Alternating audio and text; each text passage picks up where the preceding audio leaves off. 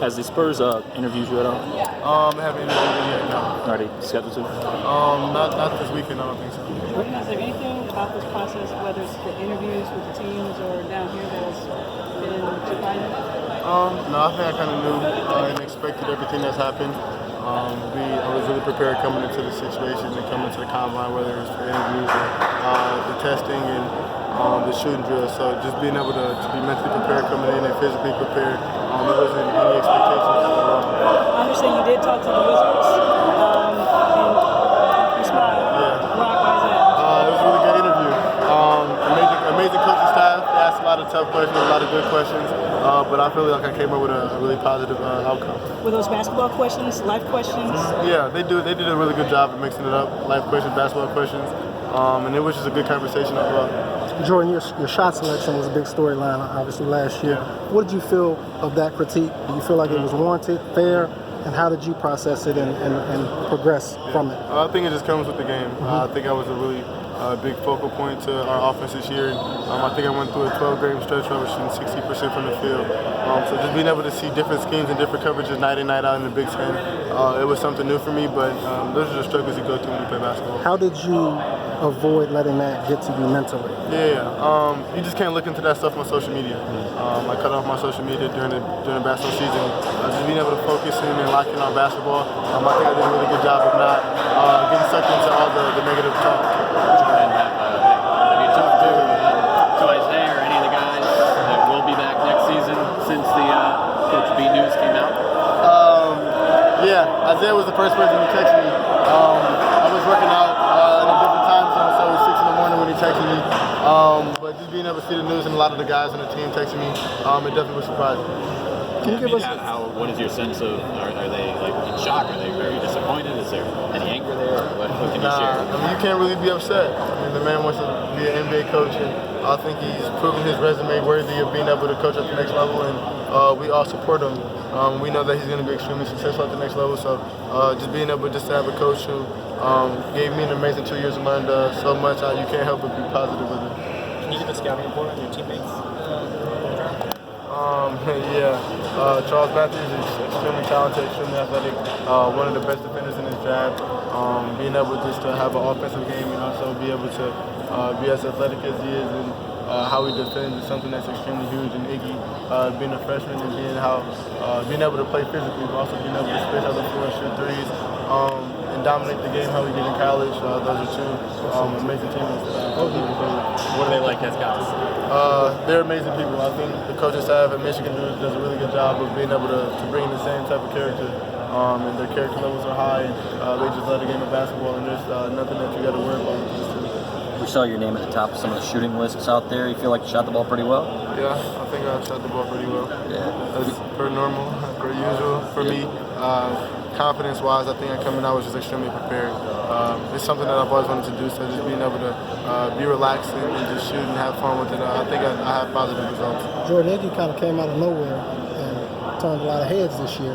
Was there a moment that you remember where it's like, maybe this cat's a little different? Yeah.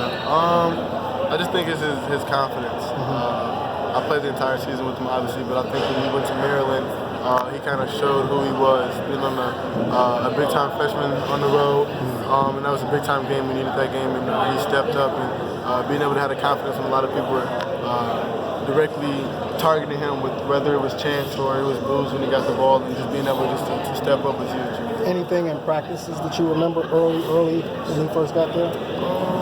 No, not early. Okay. I think it's been practices where everybody has had one of those days where it's just like, he really has it.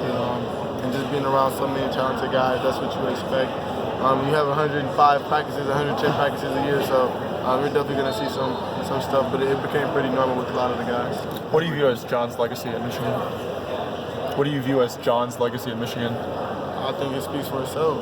I mean, the Final Four run in a Sweet 16 in 2 years, let alone he had 10 years to make it to the national championship.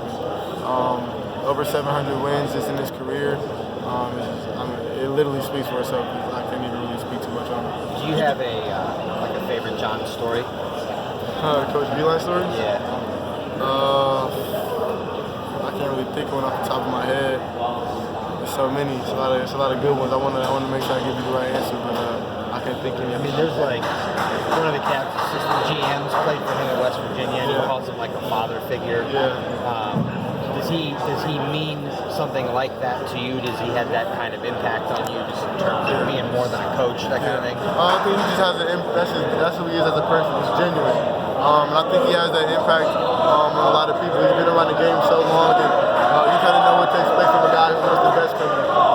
So just being able to stop a coach like that for the last year was really awesome. What's it like to play for him? I mean, what kind of coach is he? Yeah, he's a genuine person, and he wants you to be successful.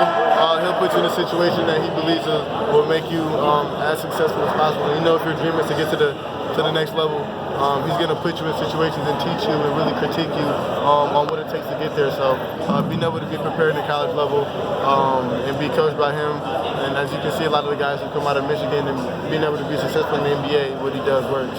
So that's what he was in the college level, and now he's coming up where everyone makes as much money as he does. Yeah. Been there longer. How do you think he'll do in the NBA? I personally think he'll be successful. It's just if you know basketball, you know basketball, and obviously he knows basketball. So him being able to coach high-level athletes who are playing in the best association in the world, and they're focusing 100% on basketball, and it's their livelihood, and it's how they feed their families. I think he'll have nothing but success. Are you on for the Cavs to draft you? I would love to go to the Cavs, but I'm just going through this process, and I'm excited to go anywhere. Jordan, you didn't play 5x5. No, I Is that didn't. right? Yeah. I guess. We just felt like we wanted to make the decision, me and my agency, and just to go out there and use my strength and shoot. And I think I did spot up shooting. I shot 76%. So just being able to do the shooting drills is something I was good at in the testing. So. And then the interviews. I mean, have there been any like off the wall questions that you've gotten, like just not basketball stuff? I've heard in the past sometimes. There's a team who asked would I lie in a situation to help somebody, and it kind of just it's an odd question. How do you answer it? But they just brought up the scenario where it was if they were going to jail and you had to lie to get them out of jail. I was like, nah, I can't help you. But I think that might have been the wildest question I got. In terms of player development, John's regarded as being one of the best. What does he do to make? The thing is, a 2-star guy into a 4-star guy. This is the way that people talk about it. What does he do that draws the best out of his players? Yeah, I think he's kind of got to trust his system, and he's going to be consistent with player development in the offseason and through the season. So 30 minutes a day in practice, and you have 100 practices. That's so much time to just get better during the season, and being able to use you to your strengths is something that he's really good at. And in these past couple of years, he's loosened up a little bit from Williams. And I know you weren't there for all of the time, but are there times that you can remember where he's just been with the water guns and all?